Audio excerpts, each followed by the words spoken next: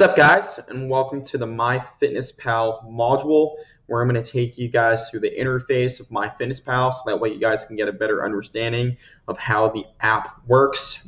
Keep in mind, I'm going to be on my desktop, so it's going to be a little bit different on your phone, but it's going to be very, very similar. You guys will get the concept, no problem. So let's go over to MyFitnessPal and let's get this module started. So this is the MyFitnessPal module. So the first thing, as you see, it's going to say a certain amount of calories remaining, okay? This is going to be your calorie goal. It's going to be dependent on your body type and what you need to have your calorie deficit at in order for you to lose fat. This is just an example. Let's say that my calorie deficit was 2,303 calories. Well, we know that within the 2303, there's going to be three other numbers in grams known as your macronutrients, and they are going to be your carbs, your fats, and your proteins. These are going to act as targets or markers for you guys to hit each day. And what we're going to be using MyFitnessPal for is simply logging your food throughout the day. That way we can match these macronutrient targets, and this is going to be obviously a great way to stay consistent, and it's going to be a great way to track what we're eating, so that way we don't overestimate or underestimate what we actually are intaking. We want to make sure that we're consistent in this process, because the more consistent we are, the better our results are going to be. So MyFitnessPal is going to be the accountability tool to do that. So whenever we go throughout our day, we're simply just going to add food. Okay, on the app, it's going to be a plus sign. Here, simply, it's going to be at the top. You're not going to be on your desktop for this. It's going to be in your food. Okay, so anytime I want to add a food, I'm simply going to add the food, whether it's going to be a breakfast, lunch, dinner. For those of you guys who are fasting, probably not going to be using the breakfast one so much, but lunch and dinner doesn't actually really matter.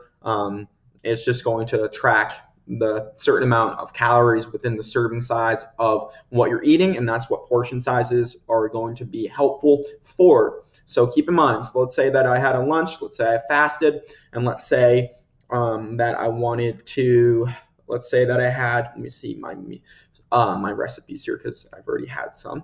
So let's say that I had this chicken, garlic, herb, and veggies, and there was quantity of one serving. So keep in mind, guys, this is what you're going to want to adjust depending on how much you're eating, depending on the portion size of what you're consuming. Not every single time it's going to be one. This is going to change depending on how much we're actually taking.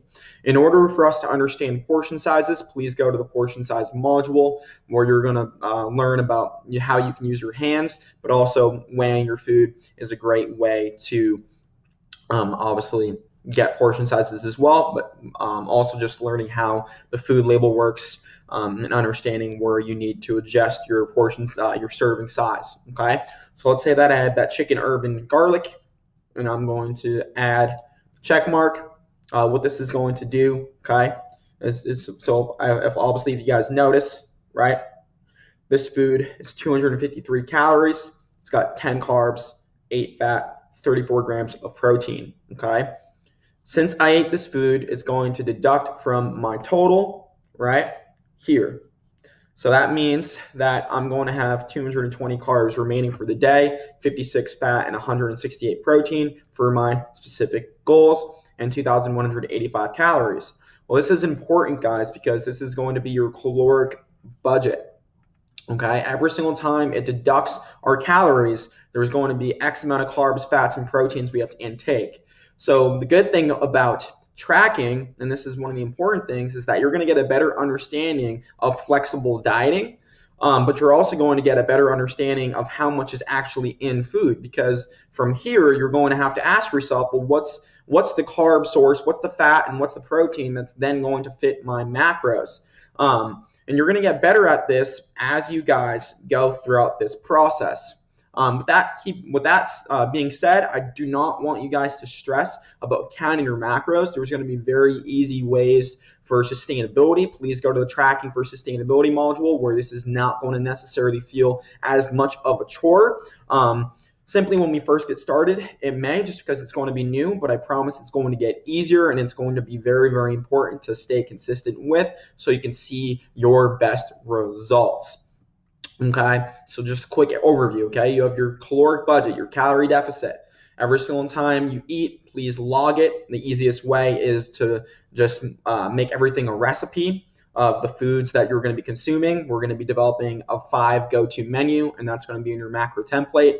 And those macros are actually already going to be out for you. So simply just create a food with those macros, and then every single time you track it, simply you're just going to press the recipe button and then press the food or the meal that you're consuming. It's going to deduct from your total, and then from there throughout the day you're going to do the same thing, so that way we can hit our macronutrient targets. With that being said, you don't have to be perfect every single day.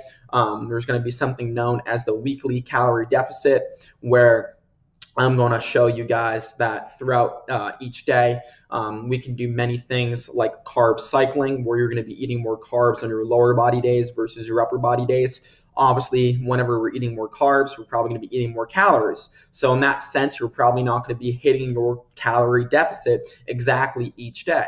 That's totally okay. As long as you're staying in a calorie deficit for the week as an average, this is how we're going to remain consistent. Okay, so it's going to give us some leeway, not only for hitting our targets, but also it's just going to improve our mindset around food, and it's going to help us stay on our goals. If I feel that there may be inconsistency with this, I'll introduce other things for people that may not necessarily feel that tracking is going to be the best option for them. But I promise you guys, you are going to be losing fat, and this is going to be a very useful tool to enjoy the foods you love and losing weight at the same time, not feeling restricted, and introducing to you all flexible dieting.